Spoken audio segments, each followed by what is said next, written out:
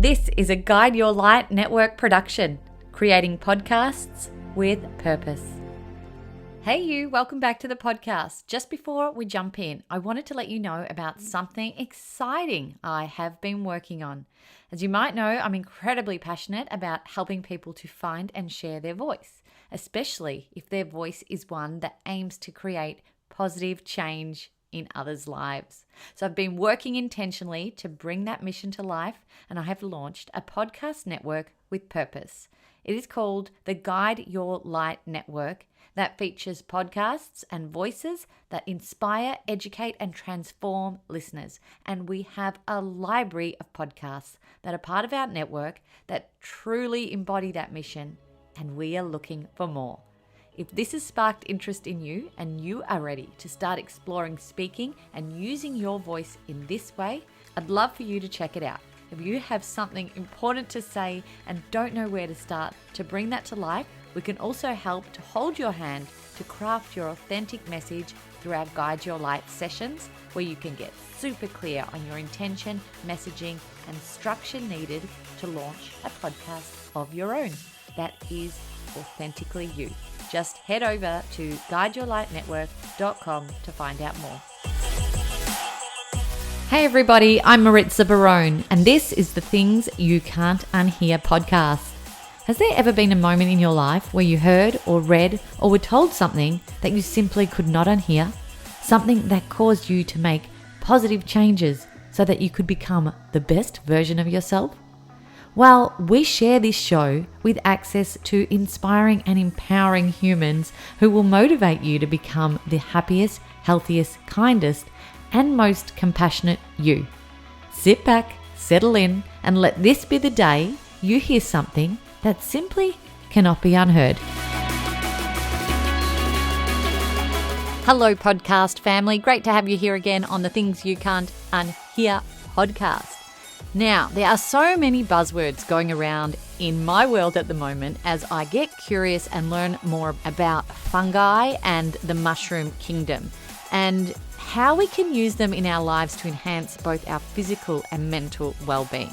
Terms such as functional mushrooms, adaptogens, psilocybin, psychedelics need to be explored. Recently in Australia, the laws changed around the use of mushrooms, and Australia recently became the first country, I believe, to officially recognise psychedelics as medicines.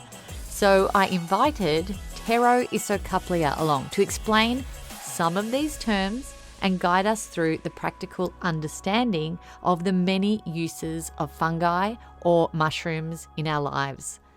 Tero is the founder and CEO of Sigmatic, which is a well-known functional foods company that aims to bring healthy upgrades to people's lives. Tero grew up growing and foraging natural foods on his 13th generation family farm in Finland, and later earned a degree in chemistry, business, and a certificate in plant-based nutrition at Cornell University. In 2012, Tero founded Sigmatic, with the dream of bringing a little everyday magic to the lives of all. He's also a sought-after speaker, Hay House author of a series of books on the topics of mushrooms and adaptogens. So as you can see, Tero is the perfect person to have this conversation with us. And what I loved about Tero is he broke down the complex world of the mushroom kingdom in very simple terms for us to easily comprehend and understand. You can follow Tero on all of his platforms via the links in the show notes. Enjoy this conversation and don't forget to let me know what you think.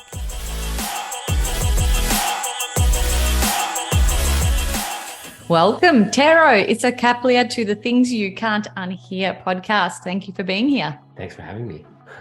You look amazing. You've got this incredible backdrop, cool hat, overalls. I'm loving the vibe right now. Thank you. Where are you joining me from, Tero? I live in Austin, Texas most of the year, and then I spend summers on the Northern Hemisphere, in Finland at our family farm. So you right grew now, up on, yeah, well, clever man spending his time all around the world, but you grew up in Finland on a farm. Am I right? Yeah, we've had a farm at least since 1619. So me and my brother are the 13th generation, and then our kids will be the 14th. Amazing. So you've sort of grown up with mushrooms surrounding you, which is amazing. I feel like mushrooms are actually, as a child, we went foraging for mushrooms with my family. But at the moment, mushrooms seem to be in every conversation that is coming my way. And I really want to dig into the mushroom kingdom with you because it is so vast. It is huge.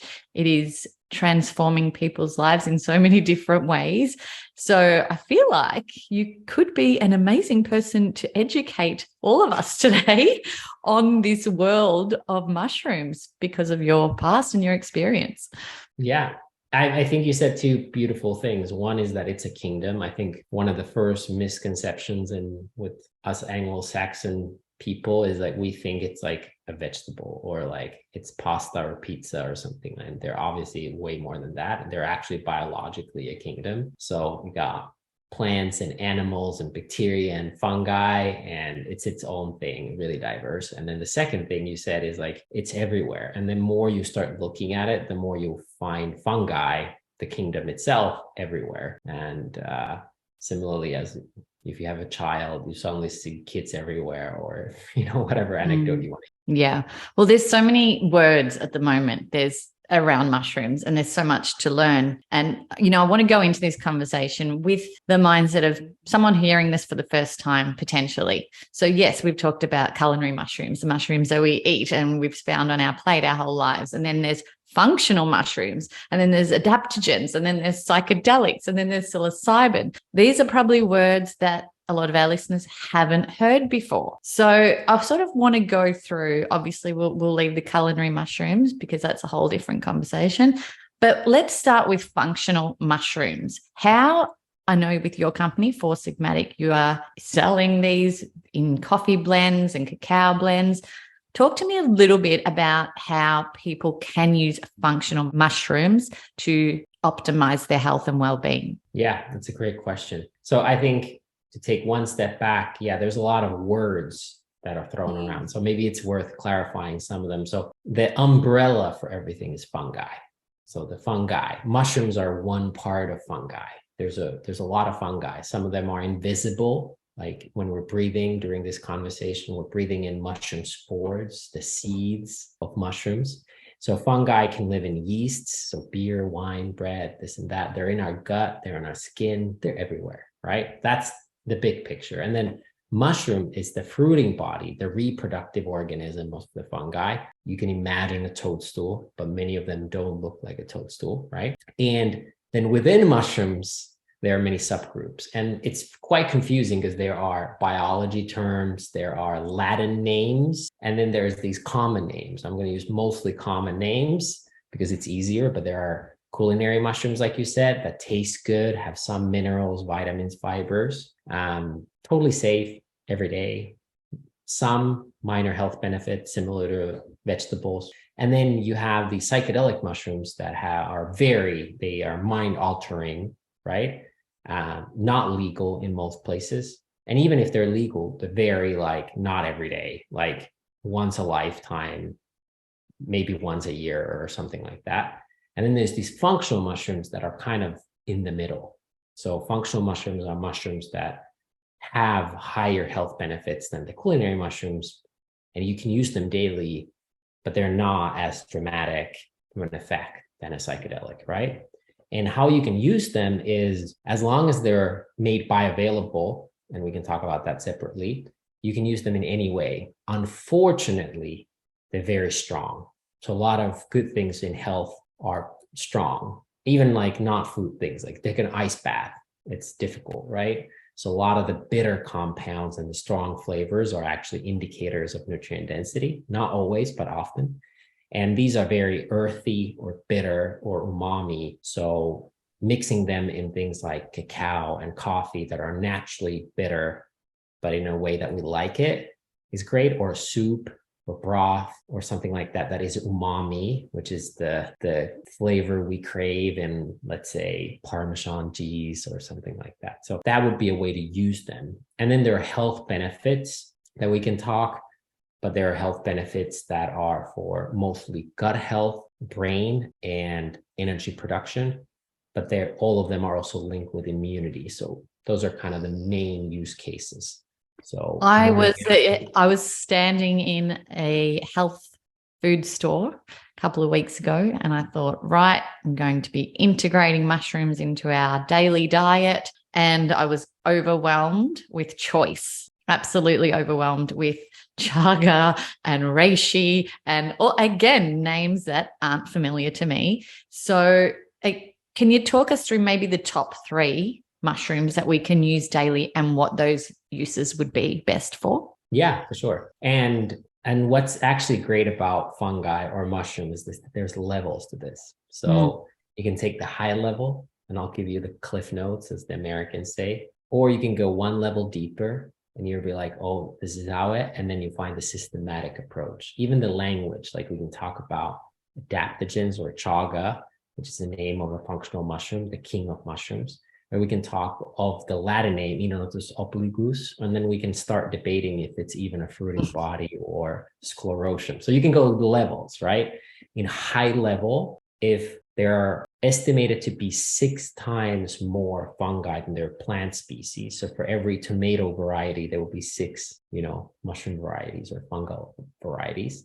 So there's a lot of them, but you do not need to learn 1,000 of them or even 100 of them or even 10 of them. Like, you can just start with the cream of the creme de la creme, and go with the top 3. So if I would say like where to start and give a use case, is start with the king of all mushrooms called chaga, Chaga. It's a Russian name. It grows in a birch tree. It is amazing for general wellness, gut immunity, inflammation. One of the, if not the highest source of antioxidants in the world, very particularly high in melanin and superoxidase dismutase. So that's your daily kind of starter. That's like the baseline. Then afternoon, you take lion's mane, which is arguably the most popular fungi currently. It is amazing for focus, creativity, brain power. So when you have to get stuff done. And then you finish off with the number 1 of everything. So if you only take one, you should take this last one. It's called reishi, Reishi. It's a Japanese name. A lot of mushroom names are Japanese, and it's the queen of all mushrooms. It's the most studied of mushrooms. It's one of the most studied herbs and foods in the world. And it's very good for like stress support and grounding and calming. So those would be like where you would start. Morning chaga, afternoon lion's mane, evening reishi.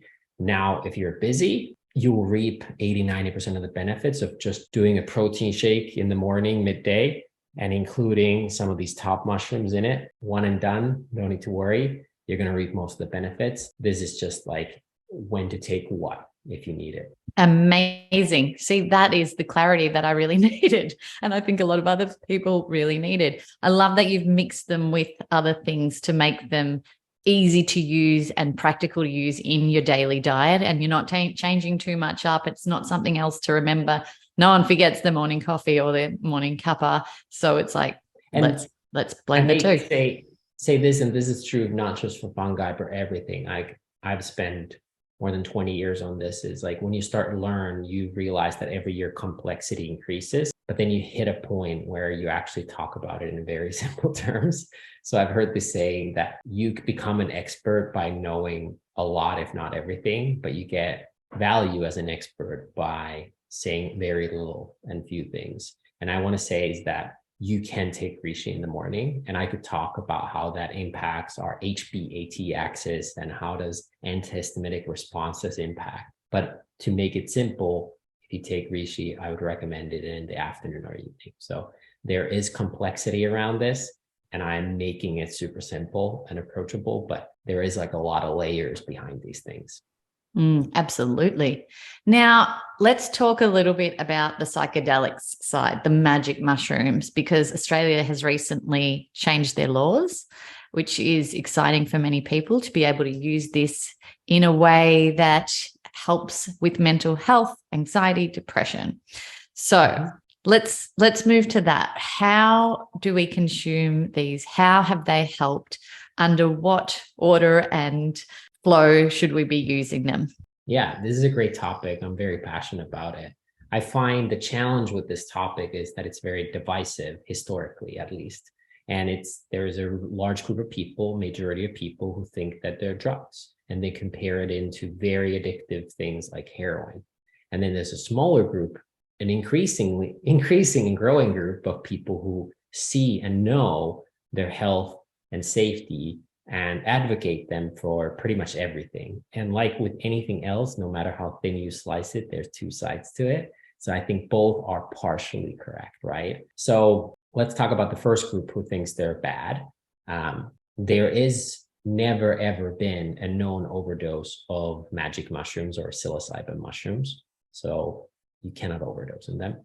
You cannot get addicted to them. Actually, you build tolerance in the serotonin receptor. So you can be like addicted to that, maybe like emotionally, but like physically, it's not addictive. You can't overdose on it. Very safe, used throughout the known human history in pretty much every culture around the world. Okay. And then for how long, in what ways, people argue over that because we don't know. But like it's used around the world.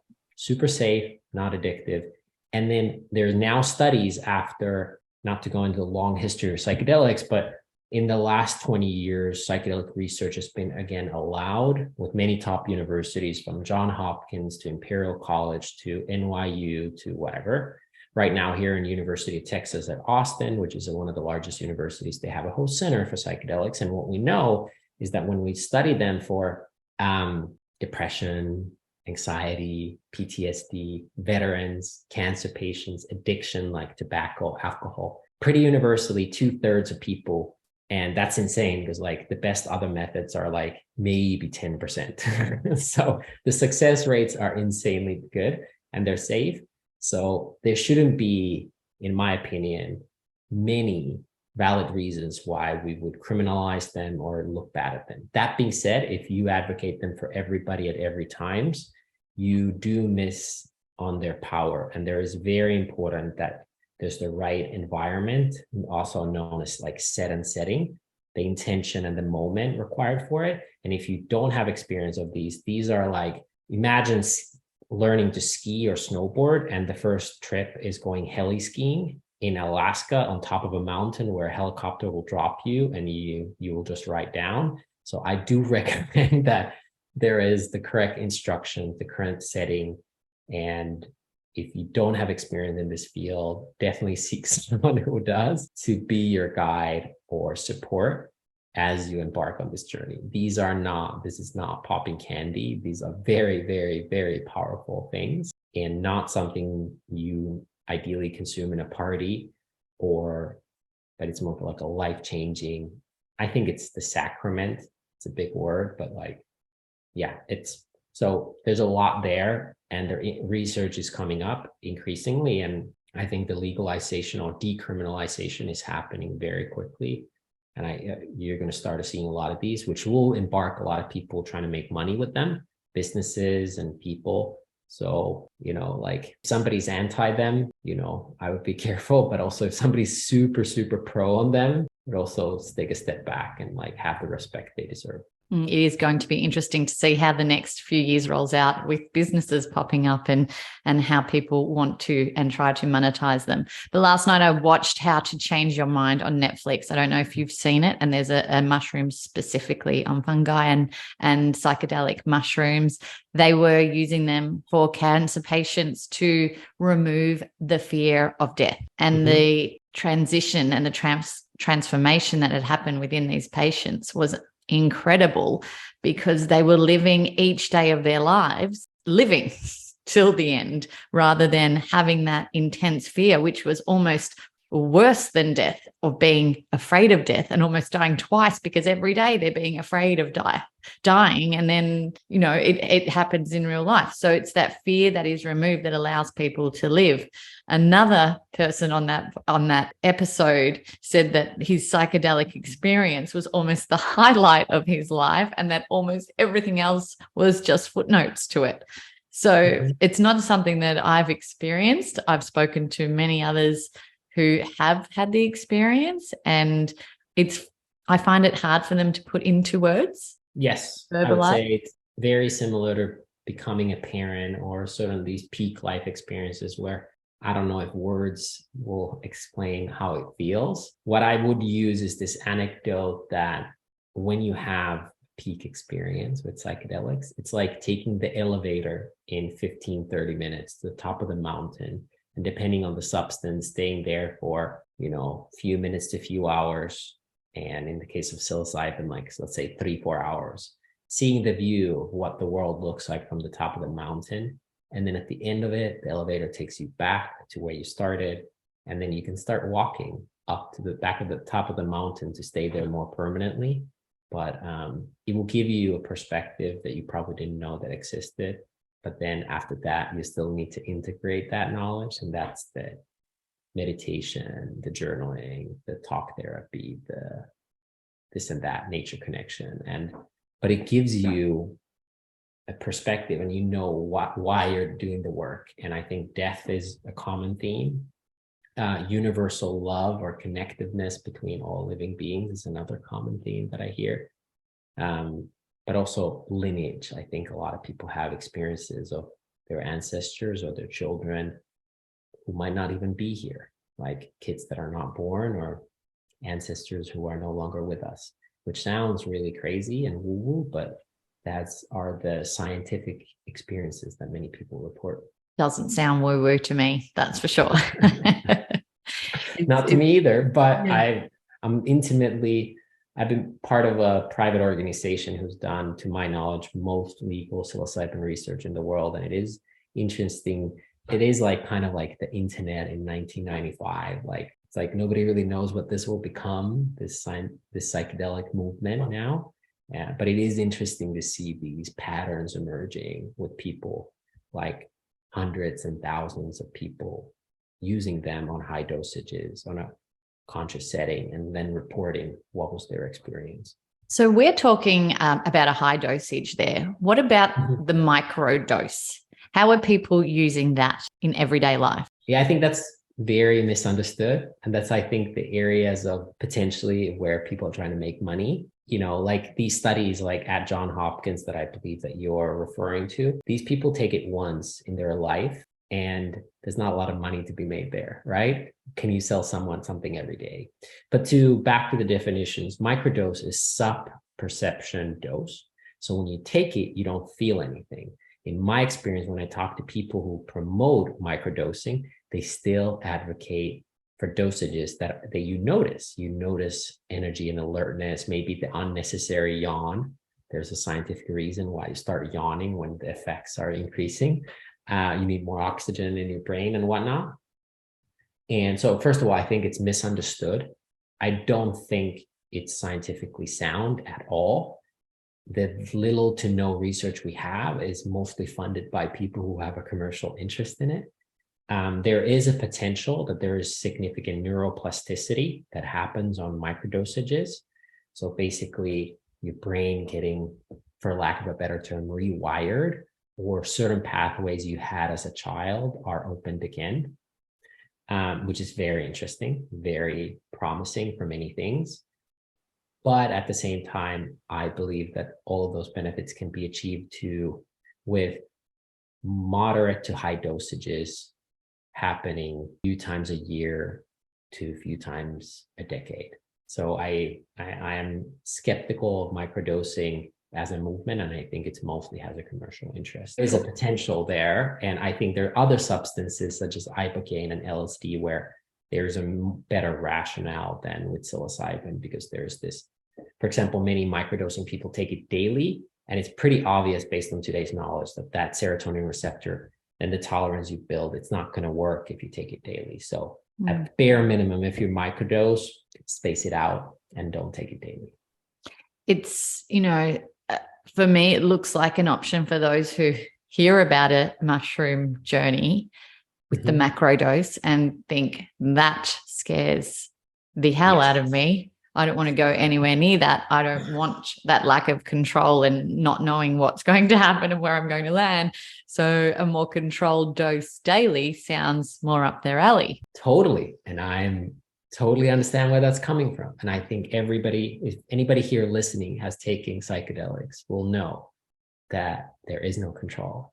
And the whole point is letting go and leaning in. And that's scary. But that's the scary is where the healing happens. Like I used the ice bath an example. Like, I am from Finland. I grew up with frozen lakes and saunas, and this is what I do. Every time I go to a cold water, I am like, it's uncomfortable. Like, I have to take big deep breaths and go in and kind of psych myself. And I know I can do it because I've done it for so long, but it doesn't mean it's easy. And actually, a lot of the lessons with psychedelics is the challenge and the fear and overcoming it, and working on things that maybe are there every day, kind of like that we experience the top of the iceberg, and there's a lot of stuff under the water subconsciously, and that's scary.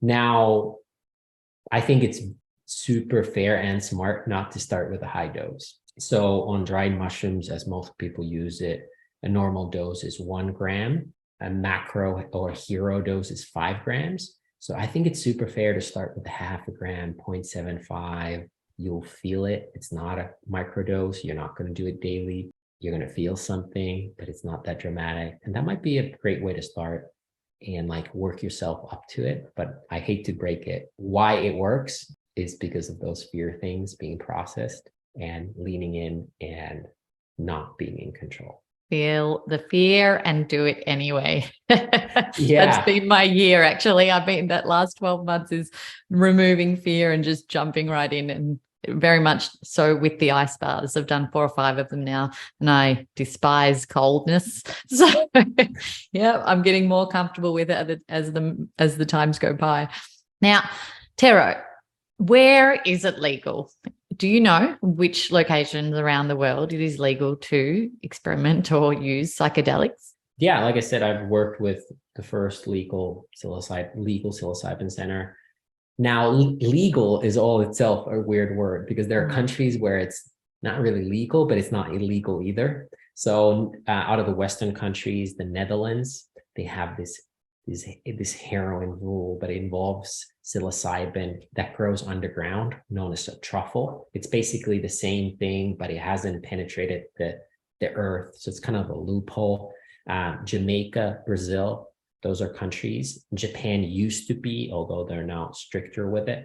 And then countries or areas where there's legalization happening, particularly like cities originally were places like Santa Cruz, Oakland in California, Denver, Colorado. But as a state, Oregon in the United States is a country that has accepted it. But there's differences between decriminalization, i.e., if you get caught, you're not a criminal, versus legal and accepting it. There's also pharmaceutical ways. There's a British company, Compass Pathway, who has basically creating a drug out of psilocybin for depression. So there's also different kinds of applications with that. But yeah, I'd say it's just great that we have great top universities in the world who are allowed to research it again, because I don't see any reason why we shouldn't learn more about these powerful substances and then offer people options to go to certain places. But Netherlands and Jamaica and Oregon in the US might be the places to look if you want to have a legal and a safe experience. Can you describe what a ceremony would be like if you are to do a macrodose, ideally, in your perception? Yeah, there is the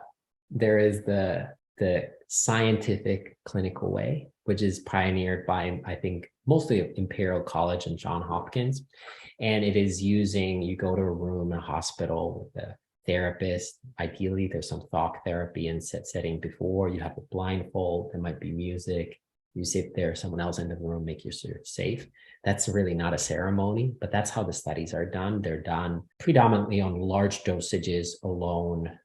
And the ceremonies in indigenous use cases can involve being alone in nature.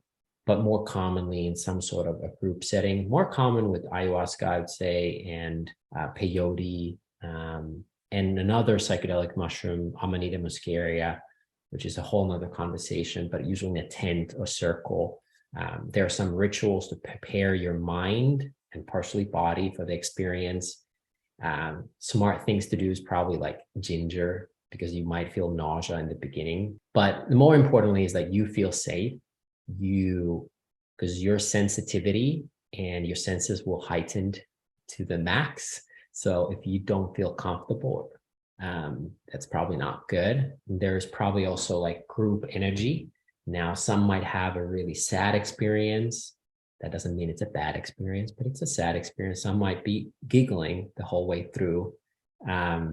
People that are crumbled as a ball. Some people are open, heart open, ready. So there are very differences, but they feed. So usually there's a circle, group.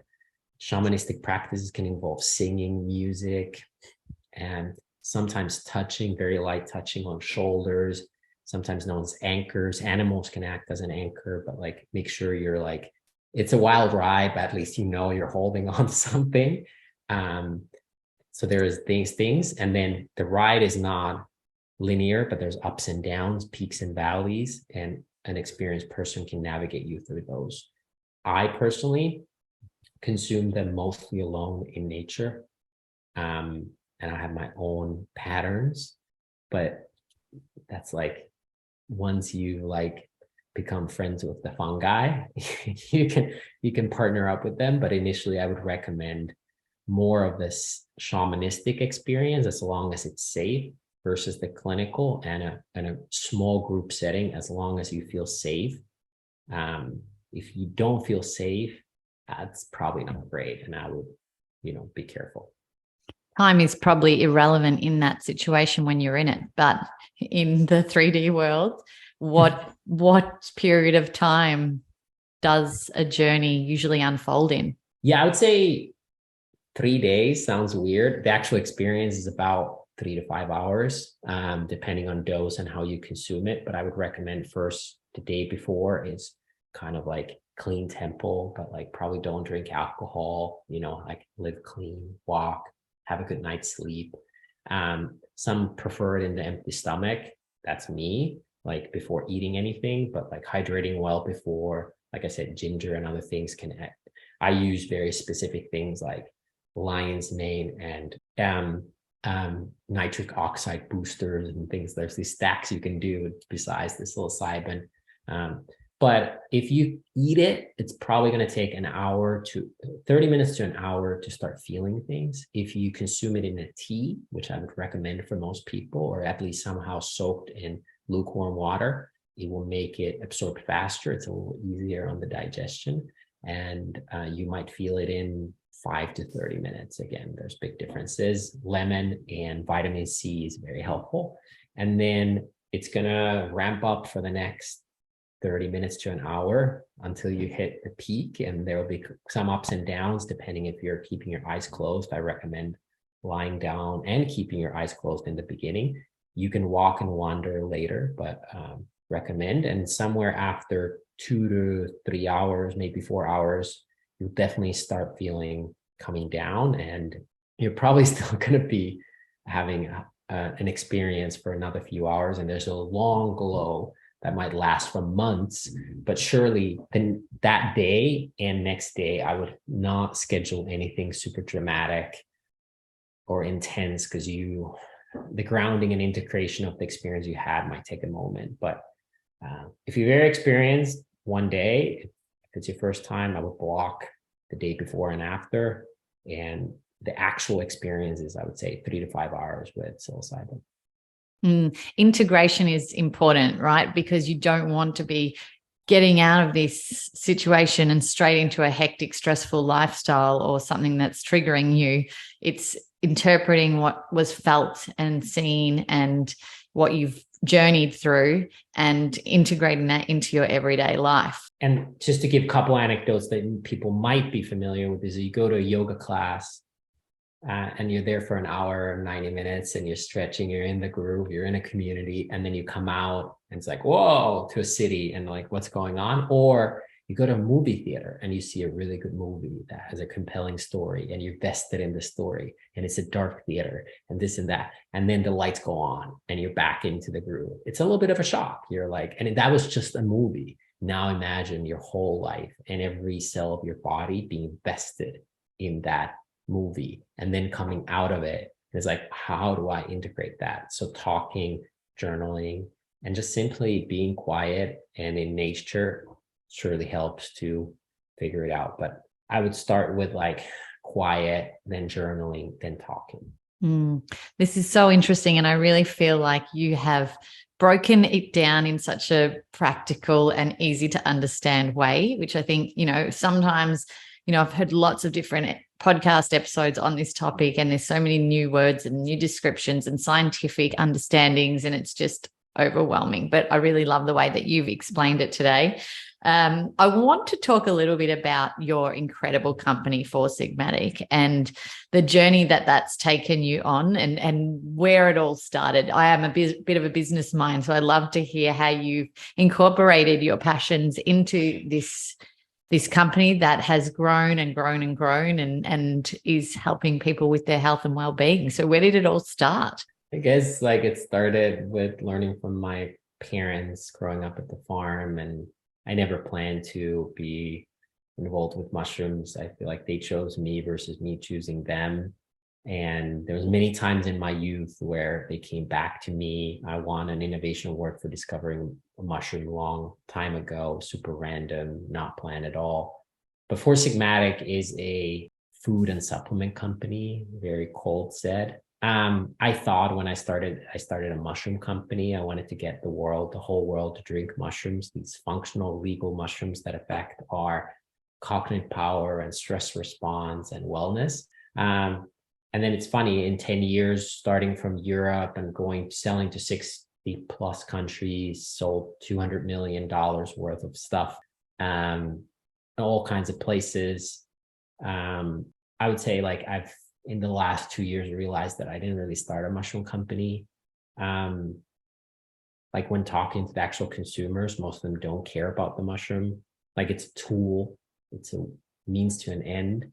And the end is around mental performance and mental wellness, which didn't really exist, honestly, at least for most people 10 years ago, let alone 5 years ago. It's something that we're now aware of, given the stressors of modern everyday life. So most people use our products like our coffees or proteins to either improve their mental performance or recover and calm their body from the stressors they faced, whatever it may be, from an email to work to family to expectation to social media to news to, the list goes on, huh? So that's it. And yeah, my best known products, we started making these obscure elixirs and potions and powders that were caffeine free, sugar free, everything free, and full of all these intelligence. And then those don't taste great for most people. So incorporating them into other bitters like coffee or consumable products that people are familiar, like organic protein powders, then those were the ways how most people entered and got to know about Sigmatic. So can your products be found globally via your website, or are you distributing globally to other wholesalers? Yeah, not quite globally. There's, I think, 200 and because I want some 4 or 5 countries, and we're sold to 60 plus. And yeah, we sell to a lot of places. We're obviously mostly focused on US, but we have distributors all over the world. And Australia has been very mycophobic, so fear of fungi, fear of the myco, and the government has always been one of the most strict in health and wellness products. You used to live briefly in Australia, and it was always hilarious to me of how fearful the country is of nature, and maybe there's reasons for it. But yeah, you can buy them online, from not just our website, but from various health food stores usually, or other well-equipped websites like, let's say, Amazon or iherb.com that deliver more broadly depending where you live. But yeah, that's a brief. Yes, Australia is very strict with their rules and procedures. And, I noticed that a lot when I lived here most of my life, but when I moved to Fiji for a year, I was just like, oh, what a big difference between the way that it's run here to how Australia views things. So, yeah, I see that. But you've traveled around the world. You've lived in 10 or so countries. Am I right? Yeah. And it's not a knock on Australia. It's like there's probably reasons for it. It's a very difficult country. So nature is not always friendly in many parts of it. So there's probably that. And there's, it's in a way a young country, in the big scheme of things. And some of the cultural things might have been forgotten along the way. And I would recommend Australia to be friendlier to many natural products, but whatever. But if you live in Australia, you can buy our products through many different channels. Amazing. Thank you so much for your time today, Tero. There's one question I ask everyone at the end of every episode, and that is, what is something that you once heard that you could not unhear and that created you to make positive changes in your life? Could be in a book. It could be a conversation that you had. It could be something that you read. I have so many. Before we went on, and I knew that you would ask this, and I was thinking about it. There's so many amazing things. Few of the weird things that I've experienced was like subconscious, learning about the subconscious for the first time. That's a real trip. Or the perspective, like if you're observing yourself, like who's the observer of the observer. That was like a real, like a lot of conspiracy theories, not all of them are true, but some of them are true. So when you find out something that the government did and, they got caught later and it was proven decades later that the CIA run this program, like that makes you think. You're like, what's going on? But I think for me, the biggest like eye opener was probably traveling.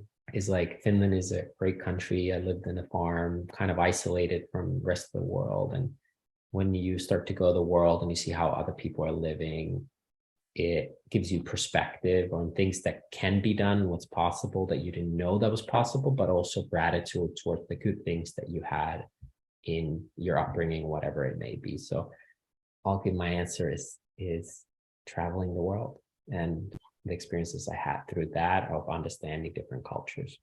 I have such a thirst for travel right now. So I'm itching to get out there and explore and adventure as much as possible now that my kids have grown up a bit and it's a bit easier. So I like that you did it before the kids and now you can take them on their adventures. I still do it. We take the kids everywhere. It's very European, but yeah, our kiddos have already traveled quite a bit. Not that I endorse air travel from an environmental point of view, but our parents are different parts of the world. So we do travel quite a bit.